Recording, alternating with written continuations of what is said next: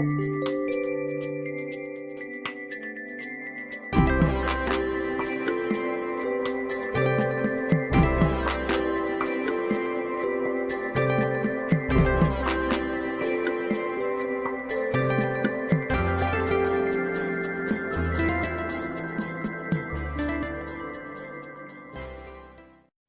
and welcome to Pandora Astrology's monthly horoscope for February of 2023. We are the astrologers of Pandora Astrology. I'm Jamie Kale Miller. I'm in Berkeley, California. And I'm Julia Mijas, and I'm in San Francisco, California. Let's take a look at what's happening for you in February. I'd like to begin with our asteroid goddess friends, Juno and Ceres. Most particularly, I want to start with Ceres, who is in Libra in your third house right now and going to do something pretty important, which is go retrograde this month. Now, Ceres is all about good stewardship of your physical world. In other words, taking good care of the body that you're in so that you can be healthy lifelong, paying attention to how you eat, how you groom yourself, and also to your finances, and having an eye to your security and staying organized about these things. Ceres is traveling along through Libra, and so she's got her eye on how to apply good design principles, even beautification, and how to do things in a partnership-oriented way. And she's passing through the third house, which is a house of communication and also ideas. Now, Ceres is not very comfortable in this house because she is very grounded, a true Earth Mother figure. And the third house is very abstract, cerebral, intellectual, and kind of dissociated from the physical.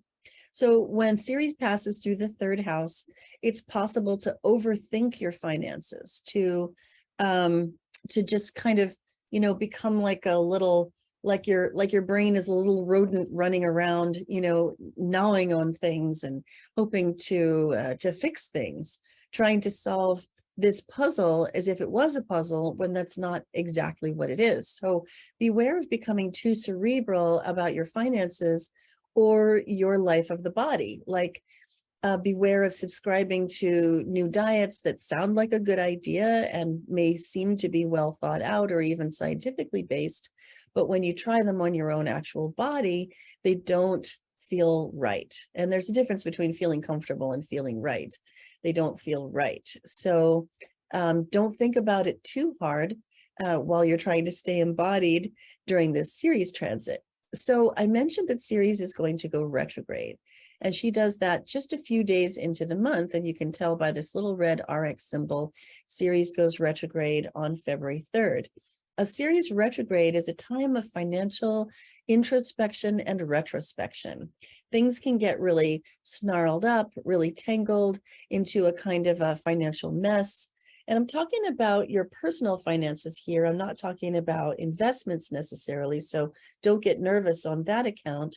But you might just find that things have become a little bit, deteriorated or fallen into disarray for you financially. And now is the time to kind of look into how they need to be cleaned up and reorganized along better design principles. Ceres is going to be retrograde for several months until early May. And so we're going to have plenty of time to work out whatever problems she presents us with. Juno is traveling along through Aries all month in your 9th house. Juno is the asteroid goddess of committed relationship, partnerships of all kinds, business, pleasure, personal, professional, and also working in teams. Now, the 9th house is a house of travel, growth and expansion, the exotic. If you are single during a transit like this, you might find yourself interested to partner with somebody who is from an expressly different background than yourself, who feels exotic to you. But I think that the main experience that tends to happen with Juno in the 9th house is that you find that you want to have adventures with your partner. You want to grow and expand. And this is a really good time to do that. Juno is traveling through the 9th house for about 2 months. And while she's here, have some of those adventures. Make some trips with your partner, plan some travel. You know, if If your partner is from a different country, maybe visit that country with them, visit their family. Yeah, so it's all about adventure, growth, and expansion with Juno here in this 9th house, and it can be a really fun transit. I recommend that you take advantage of it. Hey, Julia, what's up with Venus, Mercury, and Mars for the Leos of the world this month? Well, some interesting stuff headed your way, Leo. I'll begin with Venus. That planet rules your relationships, and wherever we have her, we get a little extra luck and a little extra pleasure that month. So people really like Venus for good reason. So Venus starts the month in your 8th house. This house rules deep intimacy. It also rules shared finances, as well as finances you have with institutions, such as banks or stocks or crypto, things of that nature. So Venus in this house, if you are in a relationship, can mean that you guys fuse more deeply together. Maybe you become more sexually intimate. Maybe you kind of psychologically merge. This would be a great transit for couples therapy if you've been thinking about it. And in terms of money, this can add a little luck in your life. Maybe you get money from an inheritance that just comes your way, or maybe your partner gets a raise and shares it with you, or your stocks do well. But Venus in the 8th house can definitely give you a little boost there. Then by February 19th or 20th, wherever you happen to be in the world, depending on what time zone you're in, Venus is going to enter your 9th house and stay there for the rest of the month. The 9th house is a very open, expansive, kind of fun-loving place. It represents education and travel and learning new things. And when Venus comes into this house, it can be a wonderful time for taking a trip. You know, maybe you can plan like a spring break coming up in the next few weeks. If you're in school, then you could be getting along well with your teachers. It can really kind of help you, you know, just do a little bit better, get a little bit more ahead in school, especially through your relationships there. You could also, if you're single, get a crush on somebody either at school or who comes from a really, really different background than you, because Venus, the 9th house rules foreigners or just people who might come from different ethnicities from you, for example. Venus in the 9th, if you are in a relationship, can be a great time to sort of expand more with your partner, have like deeper, more fascinating conversations together, maybe learn something new together or have a new experience together. Now, Mercury, the planet that rules your mind, starts the month in your 6th house. And Mercury loves to be in this house because the 6th house has to do with work. It has to do with service. It also has to do with organization. And Mercury's really good at that. So use the first part of the month to kind of get on top of your spring cleaning, organize your closets, your Tupperware, your hard drive, whatever you need to do. It's also a transit where you might find yourself thinking and strategizing and planning more about your workplace too. Then by February 11th, Mercury moves into your 7th house. This is the house of partnership. It rules your romantic relationship and contractors as well. So with Mercury in the 7th house, for pretty much most of the month, you're going to notice that you're really enjoying talking to your partner a lot more, having more interesting conversations together, especially since Venus will also be heading between the 8th and 9th house. They might range between deep psychological conversations to just more expansive, fascinating conversations by the end of the month. Mercury in the 7th can also be a really good transit for hiring a contractor for advice. So that could be a doctor, a lawyer, pretty much anyone you need to hire, a counselor too, especially with Venus in the 8th. If you need couples counseling, Mercury in the 7th will definitely help you get there. Then Mars, the planet of action and activity, is still in your 11th house. I mean, he's been in your 11th house for a number of months now because he did a whole retrograde cycle in this house, which just finished last month. So Mars, being this planet of action and activity, when he goes retrograde, he tends to get a lot more frustrating, and we tend to run into more conflicts in our lives. So for the past few months, you may have been running into conflicts with your friends, which are ruled by the 11th house, or maybe you've just been not getting along with whatever group or team you've been a part of, whether it's a work team, whether it's a personal social circle of yours. You know, there may have been some sort of crunchiness or competitiveness, which has kind of come up in the relationships, the group relationships in your life. You may have also been a little frustrated with some of your long-term goals with Mars retrograde in the 11th, which really just finished up. You know, maybe trying to achieve them, wanting things to being a little impatient, wanting things to move faster, but feeling like things have just been kind of slow with whatever long-term goal, wish, or dream you have. But now that Mars is direct, these frustrations should be a lot easier to deal with, which is good news. And you can actually put some drive towards your goals. And this could be a good transit for getting out some energy with your friends, like get involved in some group project together, or maybe go on a bike ride together, do something active together, because it can be a very constructive use of this transit. Mm-hmm. Well, I want to tell you about a couple of moons coming this month, starting with the full moon here in Leo, landing in your own first house. So you might really be feeling the high emotion of this full moon in a rather personal way. It's facing off against the sun in Aquarius, landing in your 7th house. And there's a challenging square here to Uranus as well, bringing even more disruption. Now, full moons do tend to be pretty relational, and the tendency to identify with one of these poles and then to project the other pole of this polarity onto another person is already pretty high with a full moon. But in this case, you might really find that with this moon in Leo here in the first house, that some big emotion comes up out of you and that you kind of want attention on yourself for what you're feeling, and that somebody pops up in your life to play the role of this sun in Aquarius, bringing their objectivity, taking a little bit of a distant view of, of what you're feeling, and giving you some feedback on it.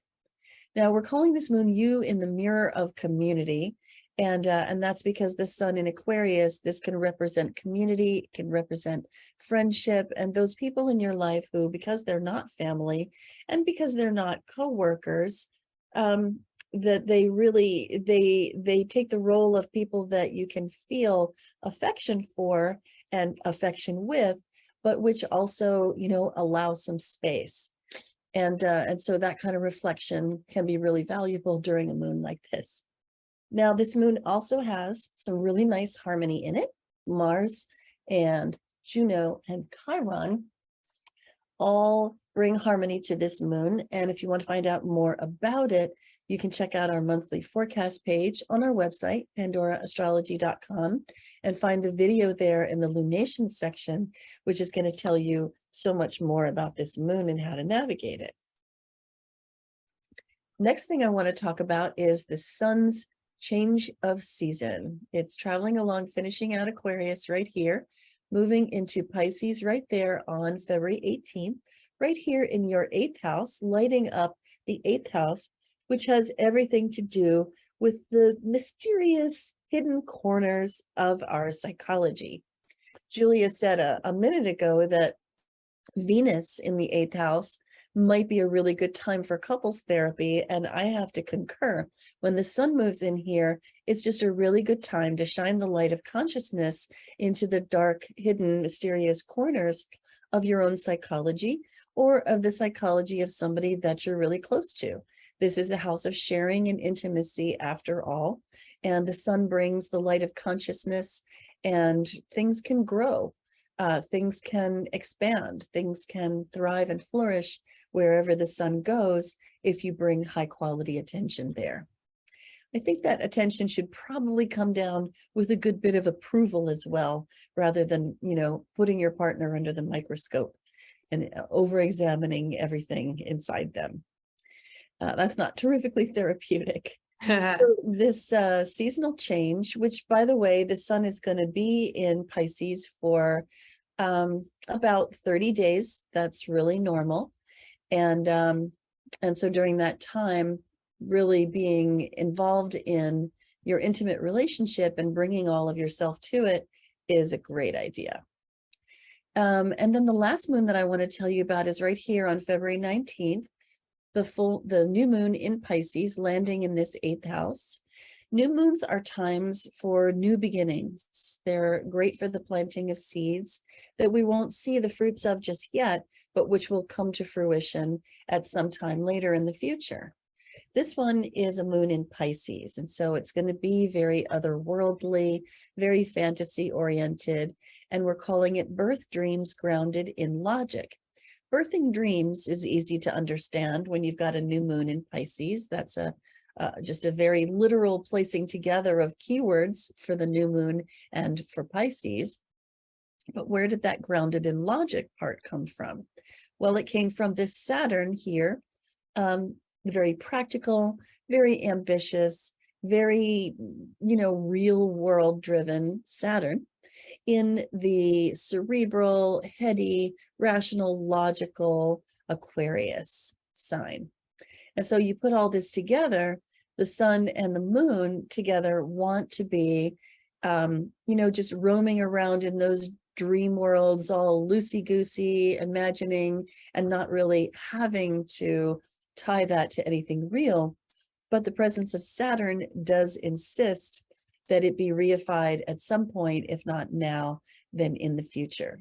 So birth dreams grounded in logic during this moon, and this moon has a lot of wonderful harmony in it because of trines and sextiles to the nodes. And so it's not that hard to do. And you can do it once again in that realm of intimacy and sharing with your partner. If you love Pandora Astrology's free and informative horoscopes, please do hit that like button, subscribe to our channel, and share our horoscopes with your friends. Horoscopes are fun, but they're also really general. If you want to explore this month's themes more personally, we'd love to meet with you in a real live reading where you can gain powerful insights and learn what you need to make the big decisions in your career, family, or relationship. You'll find the link in the description below. Have a fantastic February, and until next time, we'll see you around the cosmos. Bye-bye.